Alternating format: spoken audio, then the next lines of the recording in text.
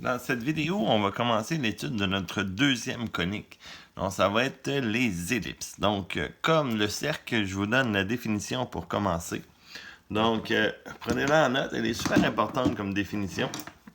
Donc, une ellipse E est l'ensemble des points M du plan tel que la somme de leur distance à deux points fixes F1 et F2 appelés foyers est une constante. Et la constante, ça va être soit 2A ou 2B.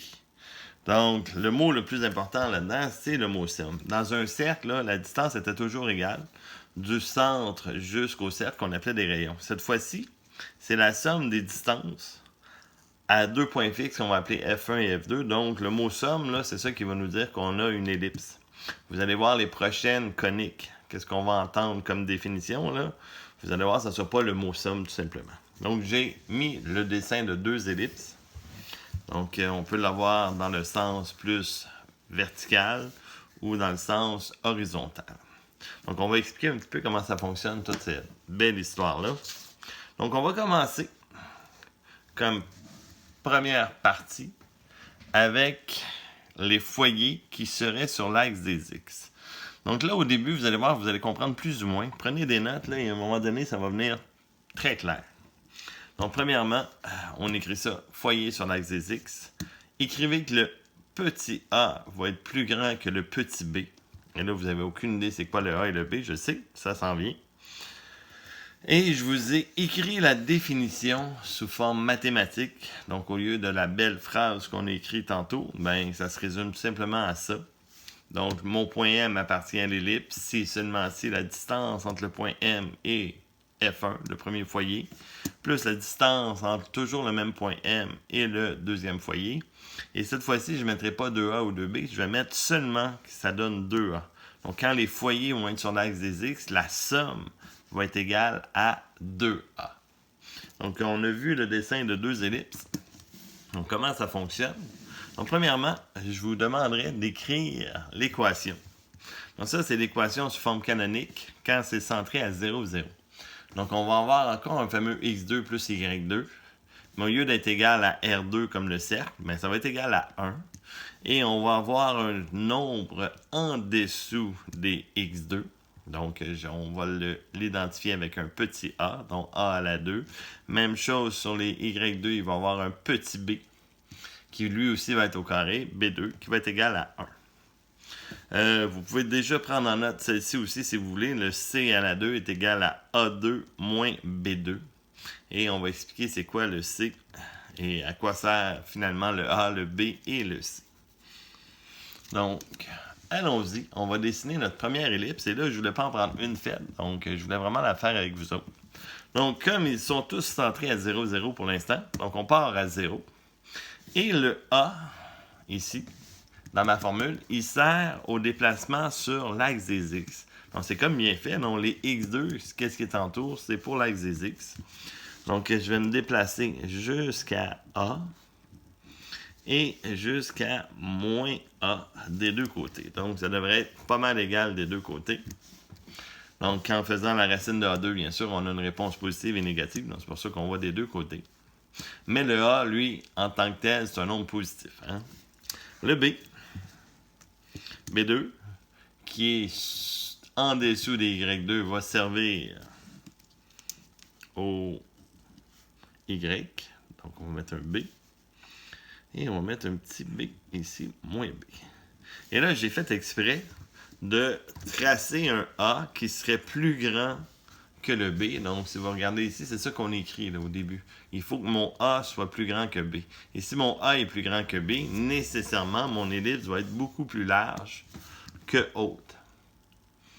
Et avec ces quatre points-là, qu'on peut appeler les quatre sommets de mon ellipse, on va essayer, du mieux qu'on peut, bien sûr, de dessiner une ellipse. Là, vous venez de dessiner votre première ellipse. Donc, les points ici, là, on peut les mettre, c'est A0, 0 moins B. On va voir ici 0B. Et ça va être moins A0. Donc, ça, c'est les quatre sommets. Que je répète, là, vous pouvez l'écrire sur votre feuille. Là, je vous ai parlé des F1 et des F2. Donc, les F1 et F2, c'est des foyers. Et les foyers, on l'écrit encore ici, là, sont sur l'axe des X parce que le A est plus grand que B. Donc, les foyers vont toujours être dans la partie la plus large. Donc, je vais écrire ici. On va changer de couleur. On va mettre plus de couleur. On va mettre ça en rouge. Tiens. On va mettre F1, F2. Donc, lui peut être F1, peut être F2, ça ne change rien. C'est deux foyers. Et comment qu'on va faire pour trouver cette distance-là? Mais la distance ici va être donnée par le C. Donc, ça ici, là, ça c'est le C. Donc, mes foyers vont être C,0 et moins C,0. Donc, on va appeler la distance du centre jusqu'au foyer la lettre C. La lettre A, on l'a vu, là, c'est du centre jusqu'ici. Donc, mettons, je prends de l'autre côté. Là. Donc, ça serait mon A. Et le B, c'est toujours du centre, qui est 0, 0, vers le haut et vers le bas. Le A vers la droite, vers la gauche. Et les foyers vont être dans la partie la plus large, qui est ici, sur l'axe des X. Donc, c'est pas plus compliqué que ça. Donc, notre C à la 2, ça se calcule A2 moins B2. Et l'équation d'une ellipse, un x2 sur A2 plus un y2 sur B2 est égal à 1.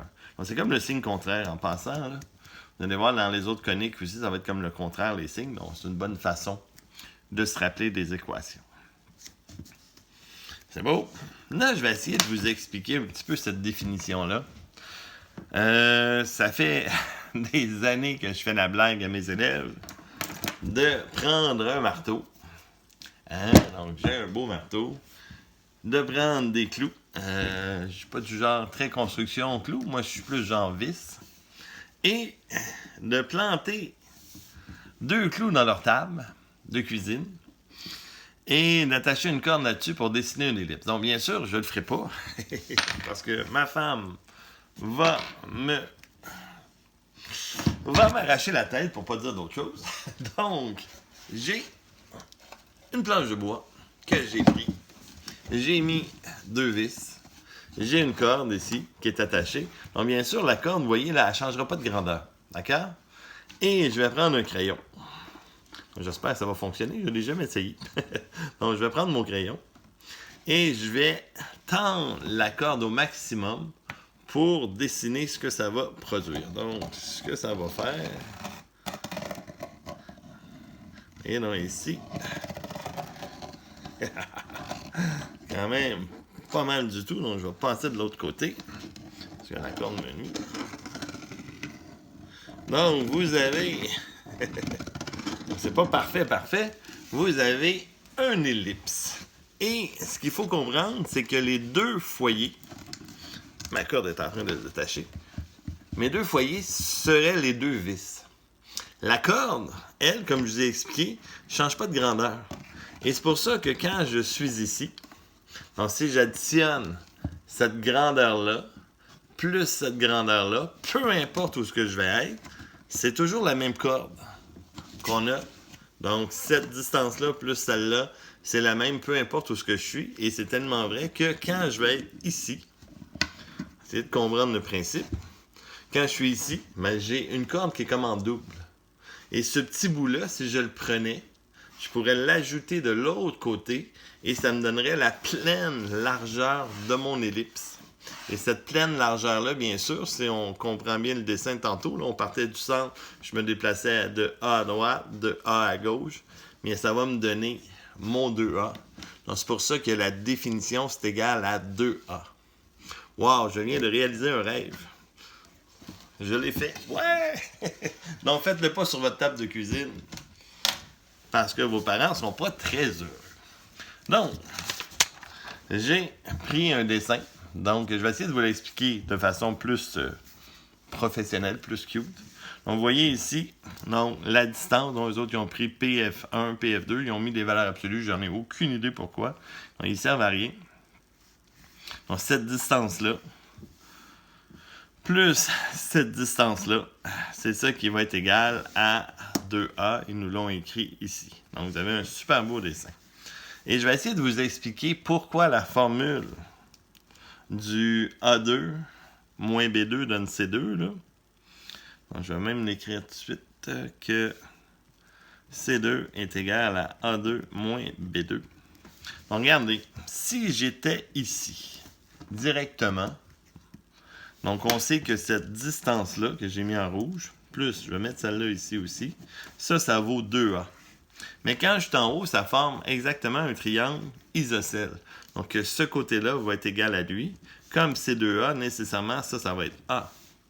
Celle-ci, si on continue, juste un crayon, un crayon. Un marteau qui prend beaucoup de place dans ma chose. Donc, si je prends ce côté-là ici, lui, on l'appelait B. Et ce côté-ci, c'est lui qu'on appelle C.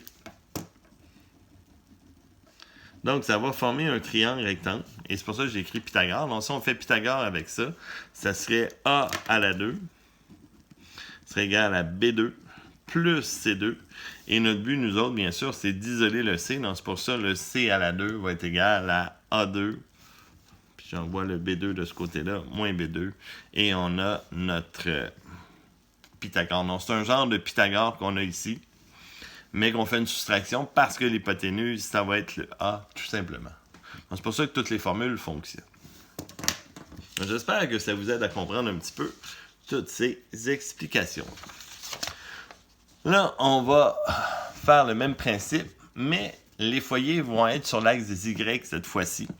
Donc, si les foyers sont sur l'axe des Y, nécessairement, le B va être plus grand que le A pour avoir une ellipse beaucoup plus verticale.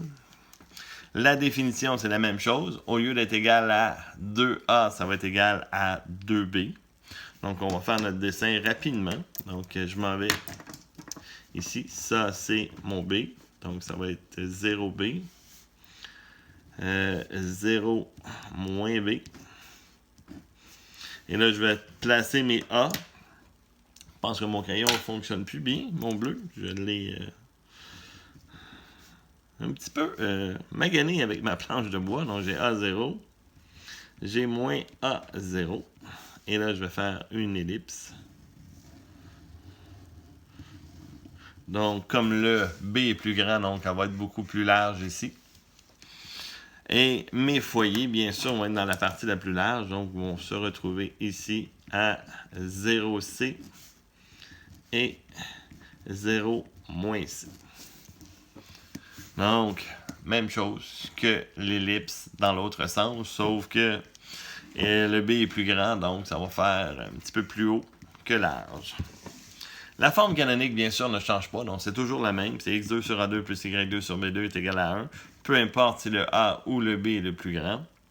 La différence va se faire sur le c à la 2. Donc, si je faisais la même chose que l'autre, a2 moins b2, mais j'arriverais à un c2 qui serait égal à un négatif, donc ça serait impossible.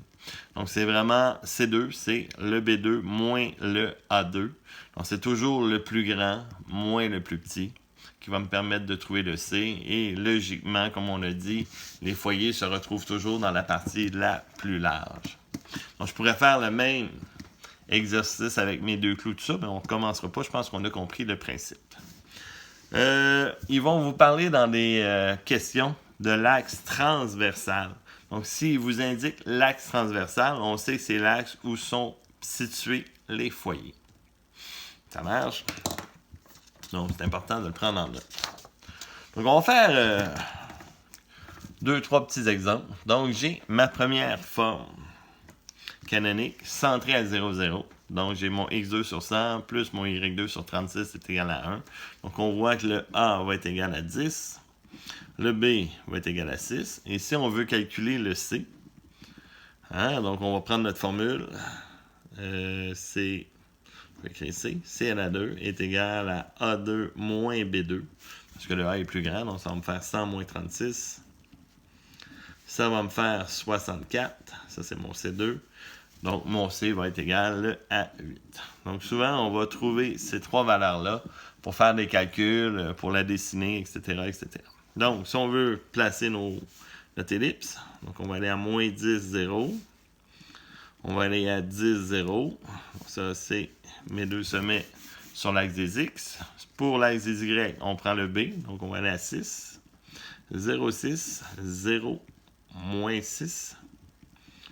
Comme ça, je vais faire mon ellipse. Et mes foyers. Donc, je vais les mettre encore en rouge pour qu'on les voit bien. C'est 8 pour le C. Donc, on va être à 0, pas 0. Moins 8, 0. Et 8, 0. Donc, ils vont vous parler aussi de la mesure du grand axe. Donc, la mesure du grand axe, c'est la pleine largeur ici, là, ça serait 20. La mesure du petit axe, donc celui-là ici, ça serait 12. La distance entre les deux foyers, ça serait 16. Donc, on est assez logique pour comprendre de quoi il parle. Et l'important de comprendre quand il vous parle de grand axe, c'est vraiment le plus grand. Le petit axe, toujours le plus petit. C'est ça. Donc, des questions, il pourrait vous demander des sommets. Donc, les sommets, ça serait justement les 4 points qu'on a trouvé pour la dessiner. Donc, le moins 10, le 10, 0, etc. Ça, c'est mes sommets. Pour les foyers, ça aussi, on les a calculés. Je vais les mettre en vert. C'est le 8, 0 et le moins 8, 0. Donc, ça, c'est mes foyers. Le domaine, l'image, le domaine, bien sûr, c'est sur l'axe des X. Donc, on va aller de moins 10 jusqu'à 10. Et l'image va aller de moins 6 jusqu'à 6. Donc, pas nécessairement très compliqué les domaines et l'image, mais ils le demandent souvent. Donc, c'est intéressant. Et si je vous donne une valeur de X et qu'on cherche à trouver la valeur du Y, si on va sur notre dessin, il faut comprendre que quand on va avoir un X qui est égal à 5, donc 8, 5 ici, on devrait trouver deux valeurs de Y toujours. Donc, à chaque fois qu'on trouve des X ou des Y, il va toujours avoir un plus ou moins pour pouvoir trouver les deux réponses possibles. Quand on trouve des A, des B et des C, comme c'est des distances, le A, le B, le C, comme ici, je n'ai pas écrit plus ou moins 10. Le A, c'est tout simplement le 10, le B, le 6. On prend juste des valeurs positives pour le A, B et C. Donc, quand tu fais des racines carrées pour ces trois-là, on ne met jamais de plus ou moins. Tandis que quand on le fait pour les X et pour les Y, là, on doit absolument mettre des plus ou moins. Donc, on va faire notre exemple avec X égale à 5. Donc, je vais remplacer. Je vais écrire ma formule. Je vais remplacer mon X par 5. Donc, ça va me faire 5 à la 2 ou 25. Et là, on peut travailler avec des nombres décimaux si vous voulez. On ne se cassera pas la tête. Et là, vous êtes quand même assez bon en algèbre. Donc ça, c'est 25 centièmes que je vais soustraire de l'autre côté. Y2, ça va me faire 75 centièmes sur 36. Et pour enlever le 36, je vais faire x 36. Donc 75 x 36 sur 100. Ça me donne 27. Ah, c'est tout cute. Y2 va être égal à 27. Et là, je vais faire la racine carrée. Et je vous l'ai dit, donc, je ne complique pas la vie. On met ça en décimale, tout simplement. Racine de 27. 5,20. Donc, on va y aller avec deux chiffres aussi après la virgule. Donc, Y va être égal à plus ou moins, donc très important, 5,20. Et je vais le répéter souvent en classe. Si vous ne mettez pas votre plus ou moins, mais je vous enlève tout simplement la moitié de vos points parce que vous avez trouvé juste la moitié des réponses. Donc, ça va faire mal. Il y en a même qui coulent le premier examen, habituellement, c'est les coniques, à cause des plus ou moins. Et là, cette année, on n'a comme pas de temps à perdre, de perdre des points inutilement, donc on ne l'oublie pas. Donc, si mon X est égal à 5, je mets 2 points. Mais je vais avoir 5 sur les X et 5,20 sur les Y. Et le point en dessous va être à moins 5,20. Bon, ça serait les points ici qu'on a trouvés. Un dernier exemple. Donc, vous pouvez l'essayer tout seul, celui-là. Vous avez X2 sur 25 plus Y2 sur 144. Et je demande la même chose. Sommet, foyer, etc. Il y a un X est égal à 2 à la fin. Donc, Mon A est égal à 5. Mon B est égal à 12. Pour trouver mon C, je vais faire cette fois-ci B2 moins A2, parce que le B2 est beaucoup plus grand. On va faire 144 moins 25. Bon, c'est 119. Ouais, 119. Et je vais faire la racine de 119 pour 10,91. Oups, 91. Vous voyez, je ne l'ai pas mis de plus ou moins ici. Le A, B, C, on le répète, pas de plus ou moins. Donc, si je veux dessiner, je vais monter jusqu'à 12 en haut. Moins 12. Oups. Ah, 0, moins 12. Donc, c'est écrit moins 12. 0, moins 12. Je m'en vais à 5, 0. Moins 5, 0. On dessine notre ellipse. Et si on veut les foyers, cette fois-ci, ils vont être sur l'axe des Y à 0,10.91 et à 0,-10,91. Donc, les sommets sont ici, les 4 points. Les foyers sont trouvés. Mon domaine, tout simplement de moins 5 à 5. Mon image de moins 12 jusqu'à 12. Et finalement, si on remplace x par 2, donc on va trouver les valeurs de y. Donc, ça va me faire écrire la formule. Donc, on va remplacer 2 à la 2.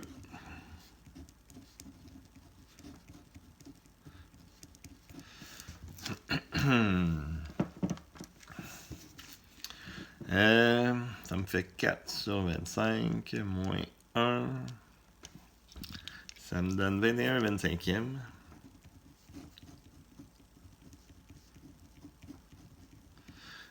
Puis là, je vais écrire directement ma réponse. Donc, 21 sur 25 fois 144. Et je vais faire la racine carrée de ça, tout simplement. Puis je mets ça en décimale à 10,998. Donc, on va mettre un à peu près égal à 11. Donc, mes 2 points seraient 2, 11 et... pas moins 2, 2, moins 11. Tout simplement. Donc, ça complète cette vidéo sur l'introduction des ellipses.